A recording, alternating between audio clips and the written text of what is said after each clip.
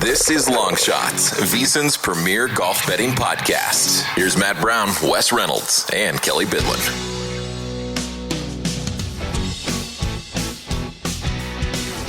It is Long Shots Golf Betting Podcast here on the VSiN Podcast Network. I am Matt Brown. That is Wes Reynolds. That is Kelley Bydlon. We are all here as we move off of a major and head into a tournament that will be quite the handicap. We'll just leave it at that. It would be quite the handicap, and we'll discuss that one, of course. But coming out of the PGA Championship, do want to give it enough time here for us to give our thoughts, do the different things, mea culpas, whatever it may be, with all of that. As of course, we sit there and watch Aaron Rai go and get it done. 2 gloves, iron covers, the whole 9 yards. He gets it done. And by the way, if you make a joke on Twitter, you will get 9,000 links to an article as to why he has iron covers, by the way. It was a joke, people. I was making a joke, and like everyone sends me these articles as to why. I know the story. It's it's funny because people make jokes about people with iron head covers. Anyway, good on Aaron Rai. With all of that, if you had Aaron Rai, good on you. Wes, never even in consideration for me. I went back and looked at the model. I would have never have gotten there with Aaron Rai. Like the stuff that I had weighted and the stuff that I thought was going to be important and all of that. I mean, it would have had to have been just a total gut play, which we do every now and then here on the pod. But like, I didn't have any gut plays last week. I kind of went with the numbers and stuff. And so I was never, ever, ever landing on Aaron Rai, which made it a pretty easy sweat for me on Sunday. Cause I'm like, okay, he can go win. I don't care. I didn't even consider him. So those are like the best ones. It's like the ones where, I considered that guy. Why didn't I pull the trigger? Oh man, he was the last one off my card. Those are the ones that sting. This one didn't sting at all.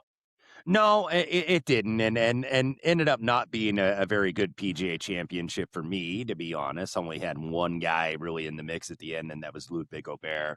Placement markets weren't that great, but I got to give credit to Aaron Rai, though. Like Aaron Rai, he was kind of in that pack, right? It was a very large pack, not a lot of separation on the leaderboard. So, yeah, you had some guys that you didn't expect up there, like Matty Schmid, maybe like Alex Smalley, and, of course, Aaron Rai. But you had some big names up there. You had Jon Rahm. You had Rory. You had Xander Schauffele, a couple others. So credit to Aaron Rai, though, for going out and getting it. Like, I think he is a deserved winner. And he is a deserved champion. So I cast no aspersions on Aaron Rai, who is a very good player. And I think people that tune into the pod here know that this guy is at least a proven player. He's won on the PGA Tour. He's won on the DP World Tour. He's a fairway finder. He's always one of the best in good drives gained, fairways gained, driving accuracy, pretty good with his irons. Can be a little up and down with his putter, but he was a lot more up on Sunday, especially when you make a 68-footer on 17 to basically put it away. So I thought Aaron Rai was a deserved winner here, and we can get into discussions about what we thought of Arana Mink. Of course, that was a story throughout the week. I think all of us thought that it was going to play a little bit easier, and it turned out to very much not be an easy test for these guys. Kelley, I said this to you before we got going here. Listen, I'm, nothing but transparent or whatever. I lost every single bet that I made this past week. I lost nearly 6 units on one single tournament. It's the first OFR tournament I have had in a very, very long time. I have not blanked on a tournament in a hot minute. So I'm sitting here definitely eating some humble pie here because that tournament kicked my ass for sure this past week. But, in end of the day, I don't know if I'd have handicapped it much differently. I think it was weird. And like, I want to get your overarching thoughts and then we can kind of get into the course and how everything played itself or whatever. But a horrific one for me as I literally lost every single bet I made. Yeah, it was not great on my end either. Smalley top 20, 4-1. That was nice. Ludwig top 10, 2-1 was nice. Those were literally when it came to placements and outrights, it's the only things that I won. 1 or 2 matchups along the way, but it was nothing to write home about for sure. Wes, I think, brings up the most important thing. It to me, this tournament was getting frustrating watching it. I think Friday into Saturday, and I really thought Rory's comments early on were actually pretty spot on of just just felt like a course that was not set up well for anybody to go low on repeatedly, and also nobody to go put up doubles and triples and stuff like that out there too much unless you were really all over the place. So I don't like it. So I was sitting there on Saturday and I'm like, man, this is just a jammed leaderboard. It feels like someone's going to just kind of fall into a win here out of this pack. So I like Wes, you said it perfect, man. I'm glad that Aaron Rai actually just went out there on the back nine on Sunday and won this thing. So like, there's none of that. Cause I think I would have been much more uncomfortable with how this kind of played out if it felt like we got a cheap winner there, but no, Rai went out and beat this course, beat the field.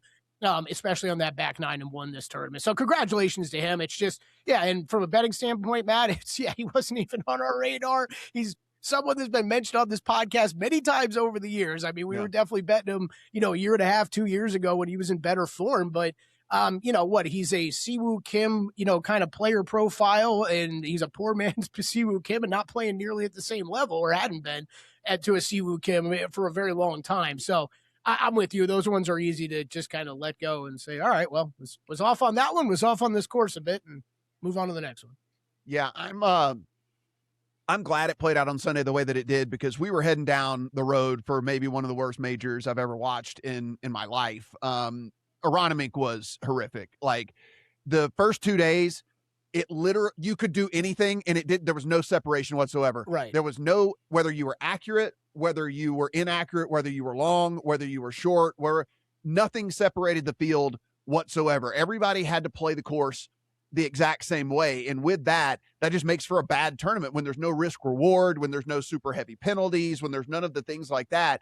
It makes for a leaderboard like we saw, heading into Sunday. And it's a fair criticism of course. This is something I've come to understand the more now that I play a ton of golf, which is like what makes for a good hole and what makes for a good course and stuff. And like when everybody has to play the holes the exact same way, then it doesn't make for a good tournament or a good course or anything like that. And that's basically what we got out of Aronimink for the first 3.5 days really of this tournament was hit it out there, hit it on the green and try to two-putt, because the pin placements were not anywhere. You couldn't get aggressive. So if guys can't get aggressive, they just hit it to the center and they two-putt for par. And you hit it to the center and you two-putt for par. And you hit it to the center and you two-putt for par. Repeat process over and over and over again. Maybe every now and then you make a bomb putt for a birdie, and maybe every now and then you put it a little bit closer and give yourself a real look at birdie. But the way that you end up with a leaderboard like that is everyone plays the course and the tournament exactly the same, and there's no separation whatsoever, because there's no reward for going at a pin because you cannot hold the green where these pin locations were. So, and there was no risk reward for trying to bomb it or trying to be accurate or trying any of that, because it didn't separate the field there either. So, I am glad Rai went and just got it on Sunday, because if not, this was about to be maybe the worst one I've ever watched. And the other one, I'll add on there, Matt, like, it's okay. We're betting and watching golf every single week. Like that's fine. If this is a major and this is more to answer the crowd of people out there that yell about birdie fest and they don't want to see low scores, they want to see these guys grind it out. If you liked that, fine. But in good for you, you got it in a major. I'm with you though. I think if you know golf, you didn't really like that experience or what you were getting from results out of those guys. So I agree with you. It was not for me. Even if I didn't have $1 on it, I don't think I would have enjoyed watching it. Just like on Saturday, there were times I was checking out because I said, you know what, this leaderboard is going to be like exactly the same tomorrow, or just reshuffle some names. Yeah. I'll catch up with it on Sunday. I mean, look no further, Wes, than Cam Smith being at the top of the leaderboard.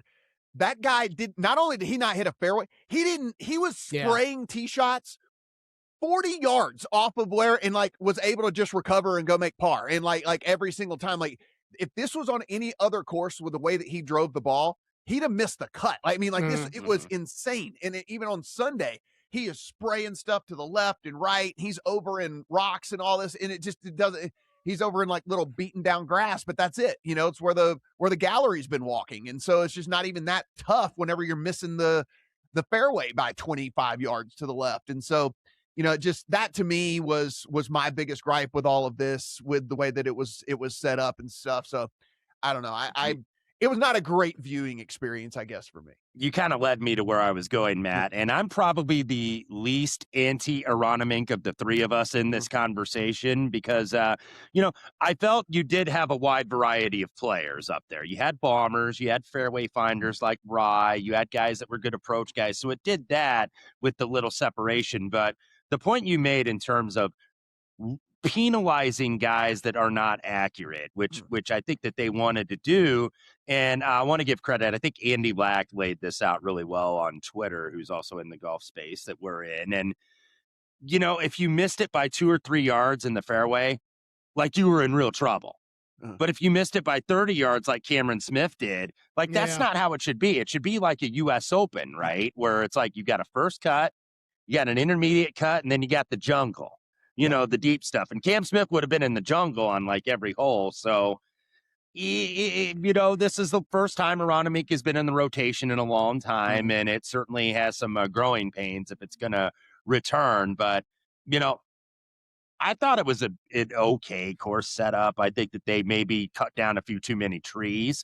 Yeah. And that's why you get guys that can beat 30 yards yard of the fairway that could still hit the green. So, yeah, it was just, for me, great story with Rai. I'm glad he got the win. I agree with everything that you guys have said. He went and he got it, which how many times have we come on here, in the last month and a half and been like, nobody went and won the tournament. Like the winner was almost kind of de facto because he just didn't go look. He went and won it. And so really good on Aaron Rai from that aspect. And I think that that's a cool takeaway from the tournament just in general is that we did at least have someone go and seize the moment and go and get that thing. And I absolutely love that. Guys, when we come back, we're going to get into the tournament this week as we head over to the CJ Byron Nelson. We'll see what that course is all about, the stats that matter, what we threw into the model. And of course, we'll get into some bets as well.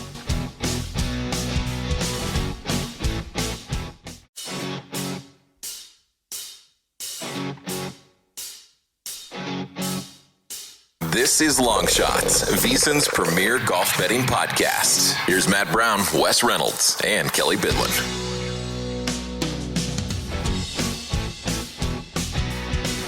Welcome back to Long Shots here on VSiN, the Sports Betting Network. Matt Brown, Wes Reynolds, Kelley Bydlon. We will put the PGA Championship in the rear view and head over to Texas for the CJ Byron Nelson. It is Scottie Scheffler and everybody else. It is an odds board in which Scottie Scheffler, as of this recording, about plus 175 is the kind of industry average out there for him to win this thing. Top 5 for Scottie Scheffler. You're going to have to lay over $2 for him to top 5 this tournament. I mean, it's just absolutely wild. A lot of guys taking, after the grind, the stretch of the 2 signature events and then the major, taking this week off. And so the next guy on the odds board coming in is either going to be Siwoo Kim or Jordan Spieth, depending on which book you're at out there. And so that's kind of where we stand in all of this. Since Kelley has up DraftKings on the screen, I'll look at FanDuel just as a couple of the big national books out there. It is Scottie, then Siwoo, then Jordan Spieth.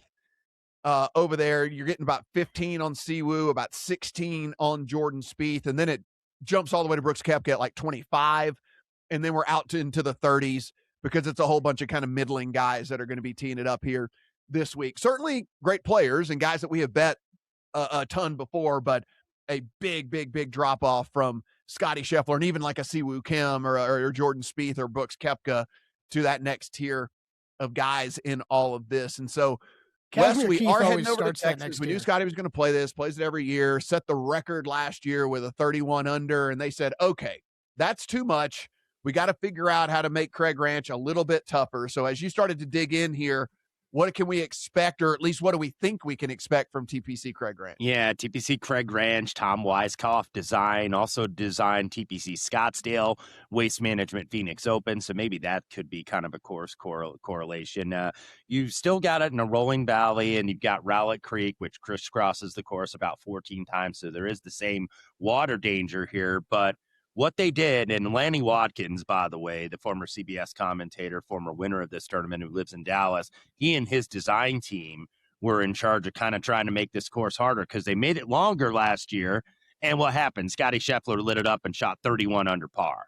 So they shortened it, par 71, 73.85 on the official scorecard. And what they did a bunch of different renovations because this was one of the easier courses on tour last year.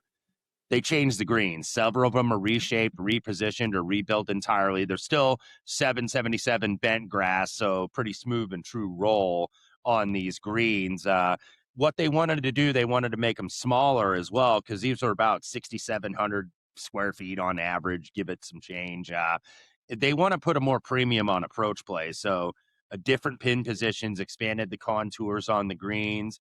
All of the bunkers were essentially redesigned or even rebuilt. And what they did, they put more clusters around the greens because they want to make it more difficult. And we'll see how successful they're going to be. Like Lanny Watkins and I think a member of his team were saying, we want it to be around 12 to 15 under par. Well, that's a big plummet from 31 under last year. And Eric Van Rooyen, who was second, by the way, was 23 under. So if you get it in the high teens, I think you probably have to say it was a bit of a success. Just a lot of different changes here. The front nine is about close to 200 yards longer than the back because you have 2 par 5s on the front and only 1 on the back. We'll see how this plays out because over the years at Craig Ranch, because this tournament, the Byron Nelson, of course, in Dallas after the namesake, has moved around a lot. It's been at Craig Ranch for the last several years, but some of the old data might be TPC Las Colinas or Cottonwood Valley or, when they played that Lynxian setup several years ago. So keep that in mind when you're looking at the data here at the CJ Cup Byron Nelson. Trinity Forest was the course I was trying to think of. Kelley, as you started to look into the course a little bit here, anything kind of jump off the page to you? How do you expect this is going to play, and how are you kind of going to navigate that as you started to put stuff together for your model? Distance off the tee is going to help. This is going to be a birdie fest, 31 under par from Scottie Scheffler, and kind of just going through my normal notes. And then as Wes said, you're like, whoa, this is a lot of renovations we're dealing with here. So I'm very interested to see how much this affects things. I'm with you, Wes. I read a couple of those quotes myself, and I was like, wow, okay. Like I see that's ambitious, right? Right. Yeah. One, I see what you've done renovation wise, but 2, to get to that number. Wow. Okay. So hopefully I'm not missing anything here. I mean, I still think it's going to be off the tee. Distance is going to help.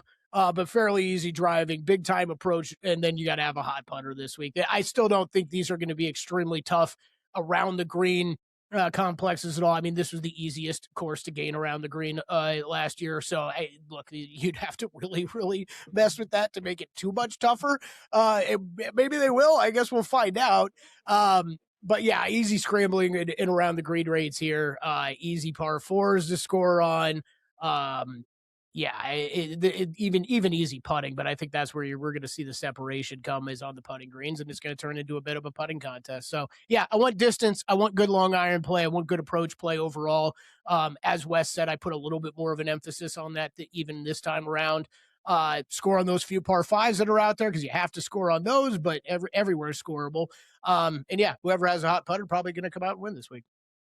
Yeah, it's interesting for me because I tried to be cautious in my approach to this because I honestly don't know how this course is going to play. Like, I'm guessing, but look, $22 million worth of renovations. I understand where there's inflation going on or whatever, but that's a lot of renovation that they did, here in this. Like, I'm being a little cautious because while I assume it's still going to play somewhat like it did in the last few years, I don't know, and that's kind of a scary deal for me that if I go in kind of predisposed to a certain handicap and then I'm just completely wrong, and then I'm just going to be on really terrible bets and all that. And so, for me, I definitely tapered back this week. I don't know if I'll even have any placement market bets at all this week. I might just play some outrights and call it a day because I just don't know if I fully have a read on exactly how this is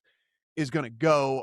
As far as stats go, it seems like approaches with the smaller greens is going to be a little bit more important than it has been in years past. Obviously, distance always is a benefit. So definitely did throw that in there as well. I don't know if accuracy is going to play or not. So I did a little of the, like, just total driving, kind of the mixture of the accuracy and length, just because, again, I assume it'll be better to be in the fairway, but who knows? Maybe it won't be here at this one. And then outside of that, just dudes that can score, because I even if they make this harder, and now Scottie, the 31 is a little misleading because, I mean, Scottie absolutely just nuked the course or whatever. But I mean, if we look at like the average, let's just say it's like more like 20 under par. If they're going to try to get this to 15, well, that's, you still need dudes to go out and make birdies, right? You still need scorers. You still need guys that can go out and put it in the hole. So some scoring stats in there for me, but that's about it. Like I said, Wes, I don't know how you approached it from a modeling standpoint, but I was trying to do my best of not just go in thinking I know how this course is exactly going to play. A little general for me is how I approach it. I did tee to green, which is about as general as you can get, and you kind of have to and play it a little bit more safe when modeling on a pretty much a new course, essentially. Approach, birdie or better, par 5 scoring, I think, with the, got to take advantage of these par 5s. I did, and I know we've had the debate on proximity, and I'm getting a little bit, not wanting to use it like you guys anymore, but I did 200 plus. Driving distance, because these fairways are still fairly wide, about 35 yards on average, so average driving distance. And then I did a little bent grass putting, but very small into this, because a lot of these greens are pretty new. So these greens, these aren't going to be like the greens last week. These are going to be very, very smooth and kind of have a true roll this week. Yeah, it's interesting. I'm gonna try and see if there's anything maybe in tournament that I can figure out as far as how the course is playing. And maybe then that's like an addition, like, oh, okay, it's favoring this type of player more. And then, okay, this guy that I left off, maybe I can add him at a decent number or something like that. But it is certainly super, super interesting when it's all said and done. Guys, of course, we will come back and we'll get to our picks. Wes will kick things off here, and then we'll get to Kelley and myself. But if you're not a VSiN Pro subscriber, you can go over and become a pro right now. It is $199 for 14 months. So usually $240 for 12. We're doing the $199 for 14. And of course, you get all of our picks that we put in from a golf standpoint over there. But honestly, you're getting the picks on a daily basis from everybody out there in the industry. We're handicapping not just the major sports, but you're getting horse racing, you're getting golf, you're getting tennis, you're getting hockey, you're getting all the stuff like that. So be sure and go in and take a part of all of that. And honestly, we're getting into college football season here pretty soon, NFL season here pretty soon, and those betting guides are also included in that. And so that's something you want to take advantage of as well. I mean, those things get you ready. You don't know where these guys play, all the transfer portal and all the stuff like that. You have no idea. So take advantage of that. When we come back, let's get to Wes's place.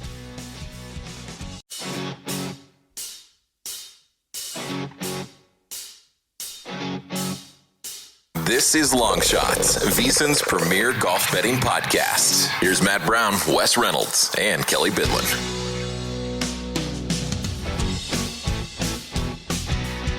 Welcome back to Long Shots here on VSiN, the sports betting network. Matt Brown, Wes Reynolds, Kelley Bydlon. Give you our PGA Championship thoughts. We have now talked about what we think we are going to get over at TPC Craig Ranch and the stats that we threw into the model. And so let's get to what we actually picked.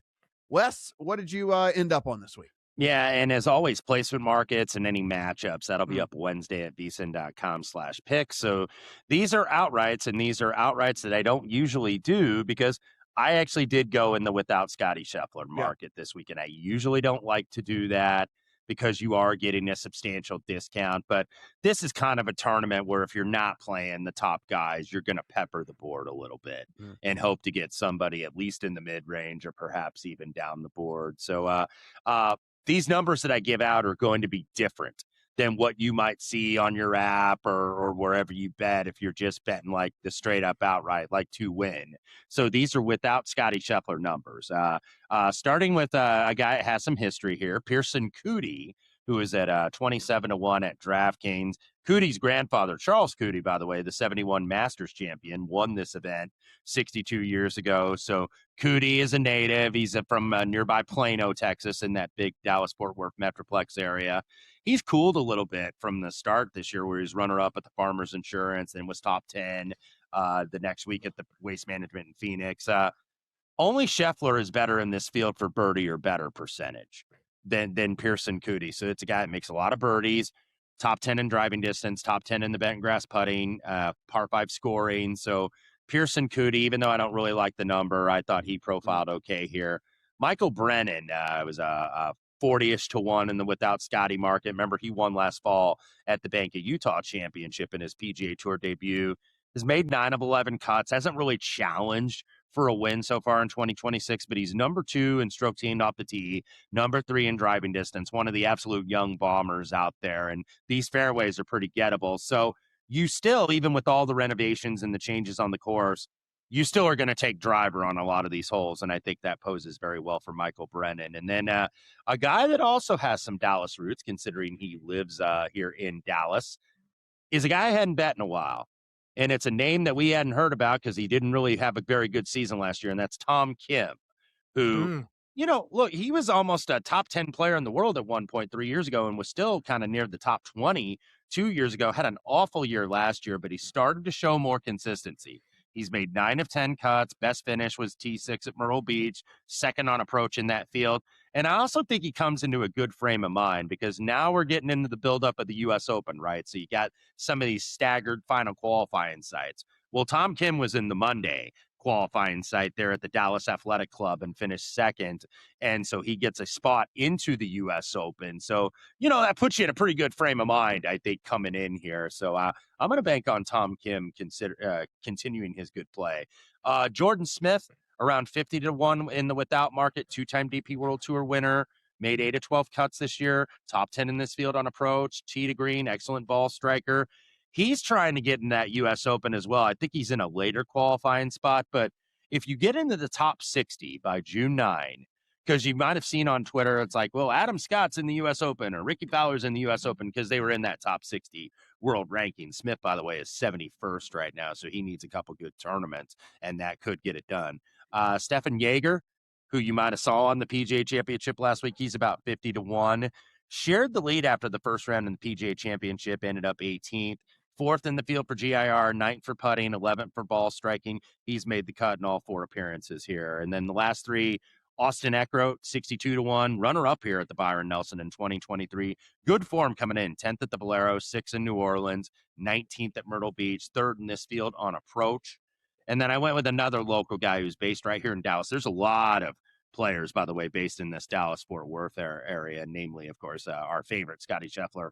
Zhang Do, otherwise known as Marty Doe, who is based here in Dallas, 5th year in 2023. He was 54-hole leader, 4 times kind of in the top 20-ish range, top 5 in this field on approach. So he was a guy that I think he was as high in the market as like 88 to 1. He's probably 60 to 70 in the without Scheffler market.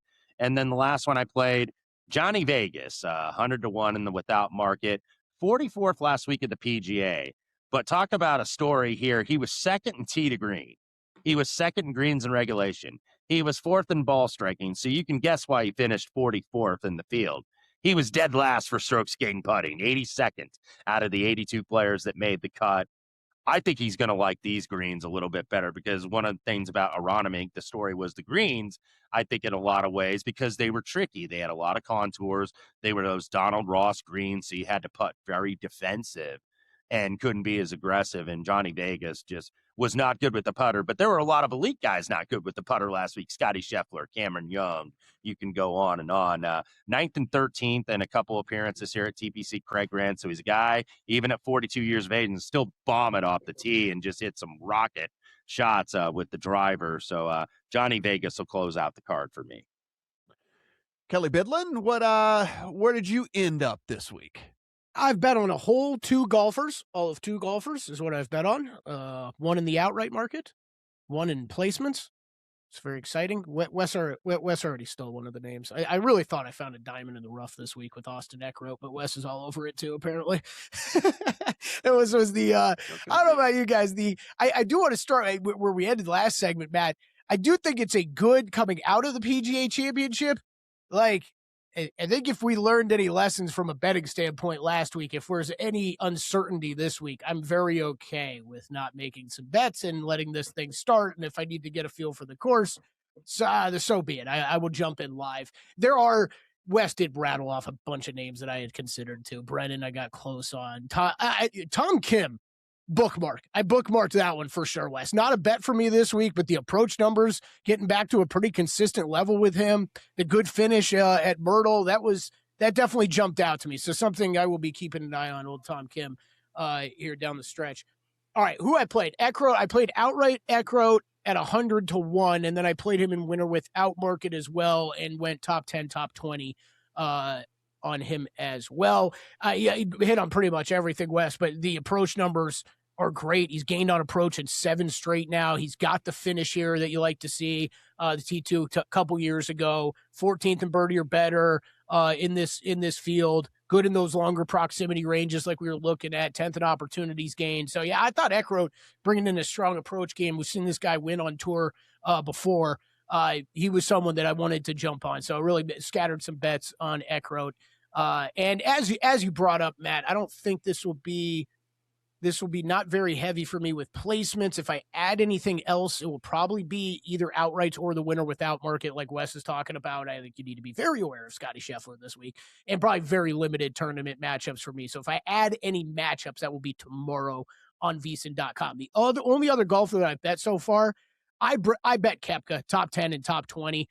He's a little off those guys like Spieth and Siwoo Kim. I was a little surprised he was as far back from those guys as he was. Brings in the great ball striking numbers. I just think in a field this week, him finishing like outside the top 20 with how he's playing pretty consistently right now. I don't know if I can really get there on that. He's 6th in the field off the tee, 2nd on approach, 8th birdie or better, 19th in distance.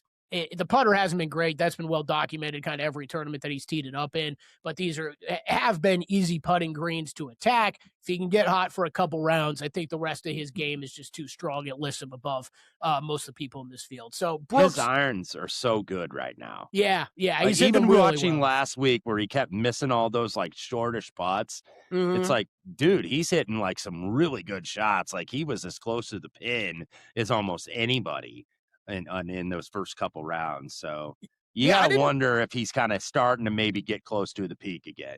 Yeah, I don't know how quickly I really expected him to, come back, or if we were going to see a comeback at all from Brooks Koepka, but he's definitely on pace or ahead of schedule for what I kind of expected out of him. I thought he was going to have to get a lot of PGA kind of play under his feet here before he was feeling comfortable again. So, yeah, Brooks top 10, top 20, and then, only other guy I've bet on so far, Austin Eckroat, outright winner without top 10, top 20.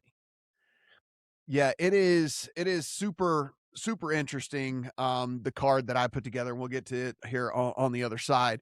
I do share some thoughts here on Pearson Coody, Wes.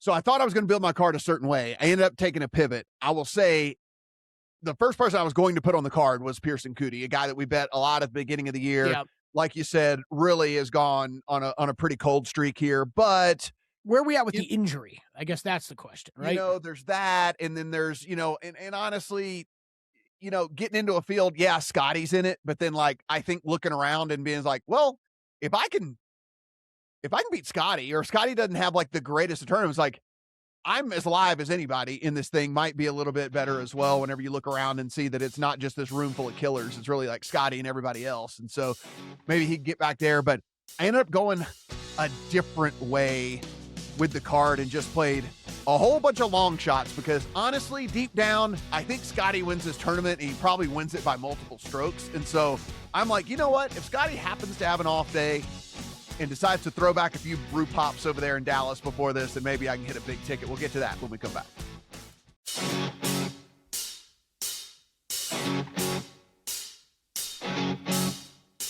This is Long Shots, VSiN's premier golf betting podcast. Here's Matt Brown, Wes Reynolds, and Kelley Bydlon.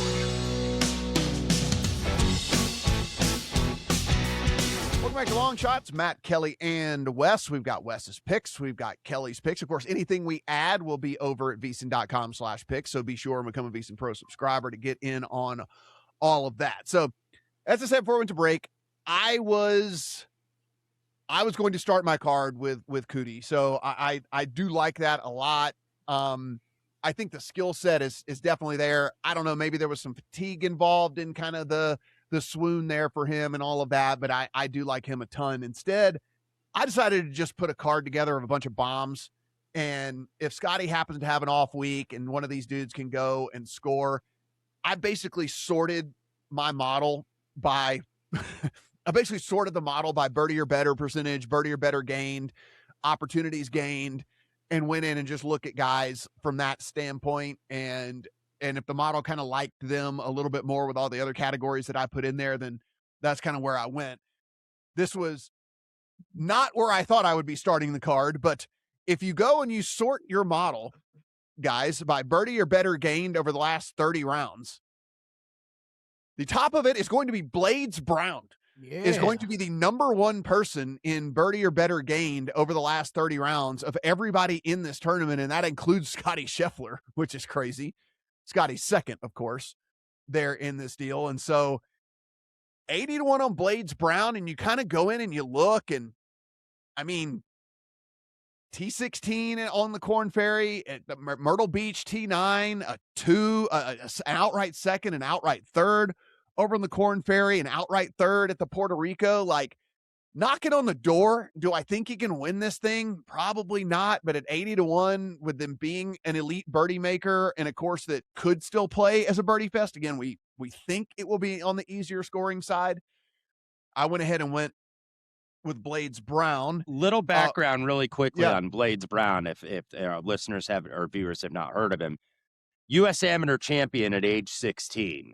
By the way, Blades Brown is only 18 years of age right now. And this guy is something special. Like, he broke Bobby Jones's record as the youngest medalist in stroke play in U.S. amateur history. So this is a guy that you've seen get some exemptions.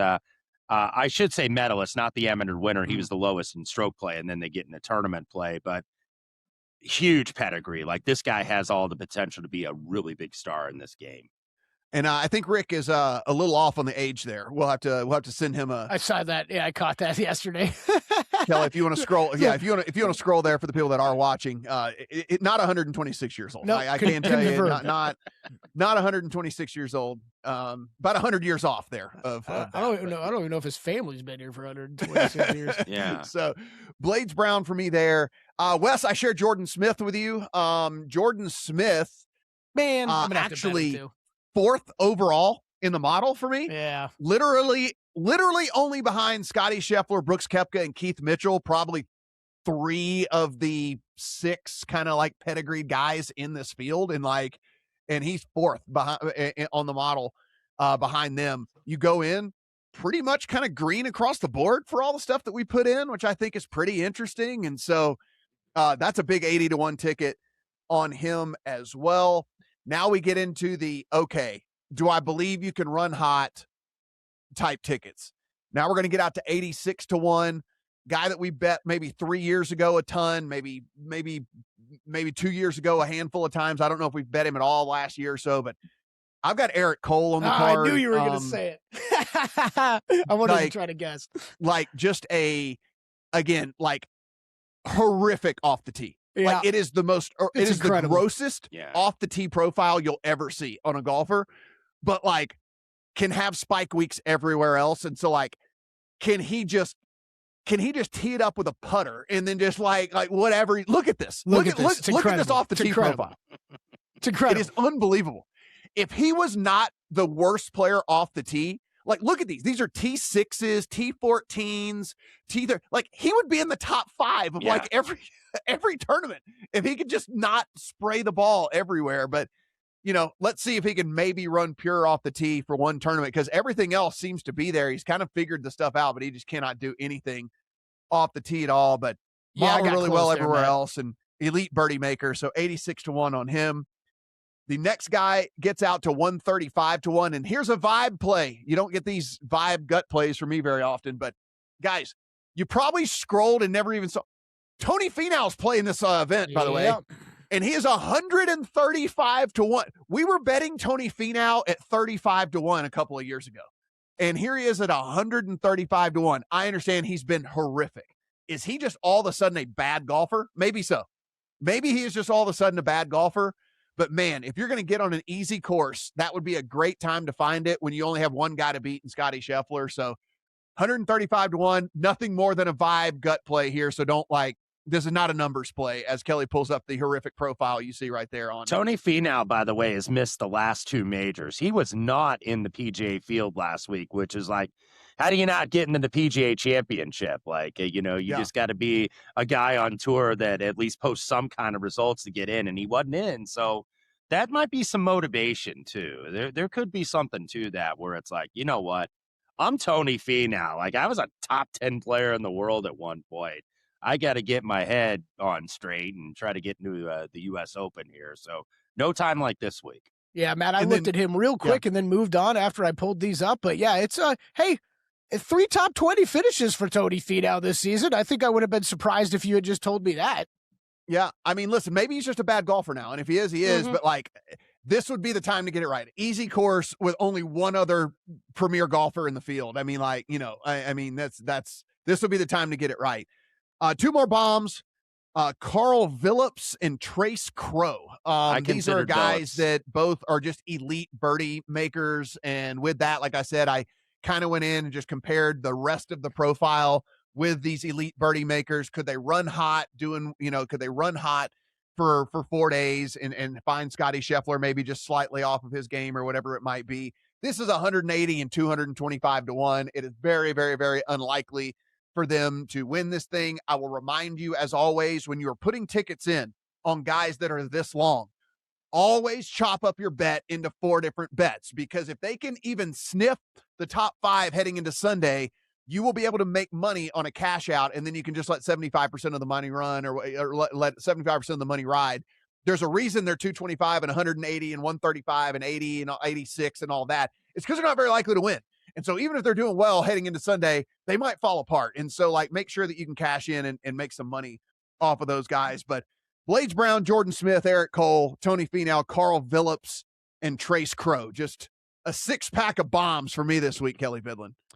Yeah, they sure are. I think you guys have talked me over to betting Jordan Smith. He was kind of on my short list of who was just being left off. And if you guys are both on him, I think I'll join you. I think he'll be It's really long off the tee too, and is really good on approach. But like with everything, the putter kind of up and down. But he's been a proven player. I bet him a lot on the DP World Tour over the years, and he was always kind of lurking there in that top 5, top 10 if he didn't win.